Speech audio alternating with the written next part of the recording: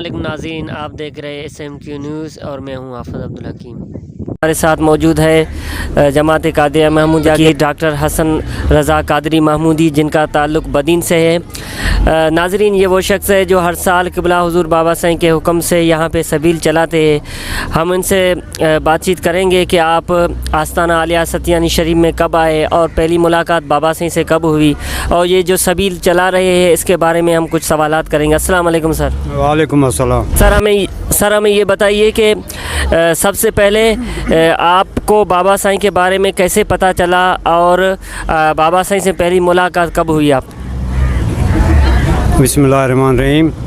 बलगल उला बे कमालिही कशफत दुजा बे जमालिही हसनत जमी व खिसालिही सल्लु अलैहि व आलिही।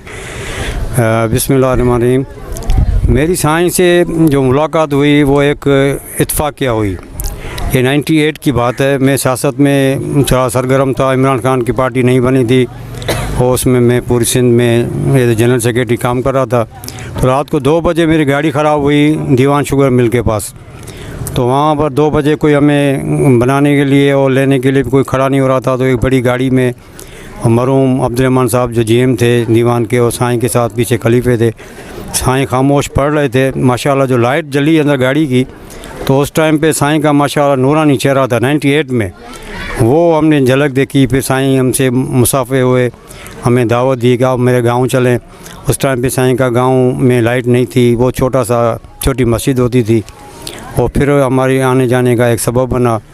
और अल्हम्दुलिल्लाह अल्लाह ताला के फजल व करम से मेरे ख़्याल में 98 से ही जैसे मुलाकात हुई, तो पहले मुहर्रम में हमने ये साईं से मैंने इजाज़त मांगी कि साईं मुझे अहल बैत से मोहब्बत है, इमाम हसन हुसैन उनके हाल से, तो मैं छोटी सी सबील शुरू करूं। तो साईं ने कहा बिल्कुल शुरू करें। तो 98 से ये सबील का सिलसिला शुरू है।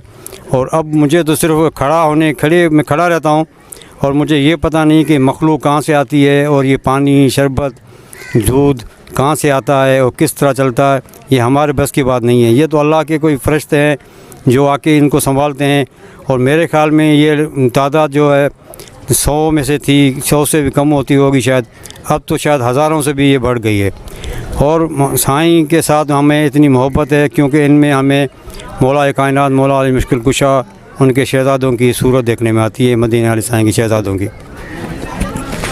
आप जब आपने कहा कि हम पहली बार 1998 में 98 में आए थे, तो उस वक्त क्या माहौल था? और यहाँ पे छोटी सी मस्जिद थी और जलसा होता था, उस पे लोग कसरत से आते थे या कम आते थे? और ये सबील कितनी देर चलती थी?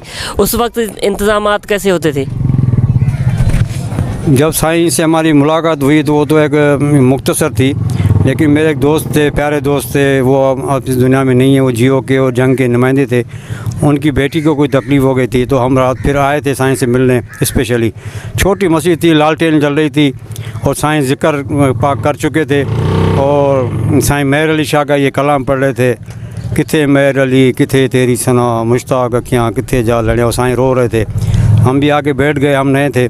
बहरहाल साईं ने कहा क्या बच्ची की तबीयत ठीक हो जाएगी, मैं ख़ुद इंशाल्लाह बदीना आऊँगा। और अल्हम्दुलिल्लाह वो साईं आए। और फिर हमारा उस टाइम पे एक बरामदा होता था, बरामदे में छोटी कुर्सी लगी होती थी साईं की, वहाँ से फिर छोटा सा सहन था, वो फुल हो जाता था उस टाइम पे। लेकिन वो जो इमाम हुसैन का दर्द जो साईं के अंदर में है, वो जो मौलाना रूम ने कहा कि बांसुरी जब कटती है तो फिर वो उसके अंदर से सोज आवाज़ निकलती है, तो वो जो इमाम हुसैन का दर्द है साईं के अंदर, उसमें से हमें भी कोई कतरा मिला है और इंशाल्लाह उम्मीद है और भी मिलेगा। और हम नहीं समझते हैं कि मैंने भी पूरे पाकिस्तान की सियासत में दौड़ा इमरान खान के साथ। इमरान खान को भी मैं यहाँ लेके आया था साईं के पास, और साईं ने उनको दुआ भी की थी। तो इंशाअल्लाह ताला जो दिन आने वाले हैं उनमें मैं समझता हूँ कि सैयदना अबू सअद महदी इमाम ज़माना, जो हमें उम्मीद है कि उनका दीदार होगा और साईं के पास ही होगा इंशाअल्लाह ताला। आज तो बस ये हुजूम है, ये भी कोई मामूली बात नहीं। इतना कोई सिंध के अंदर किसी पीर साहब के जहाँ आस्ताना हो या जो इतनी मेहनत साईं करते हैं, चाहे वो 12 रजब का नवाफिल हो, कोई भी इतनी जद्दोजहद नहीं करता दीन के लिए, इतनी मेहनत नहीं करता। मैंने नहीं देखा कि अपने मुरीदों को, आवाम को, और सखी हमारे सामने साईं को सखी पाया इल्म में भी, और उनमें एक दर्द है इंसानियत के लिए, वो हमने पाया। और साईं की जो करामत मैंने बड़ी देखी, तो वो हमेशा हंसते रहते हैं कभी उनको मैंने गुस्से में नहीं देखा।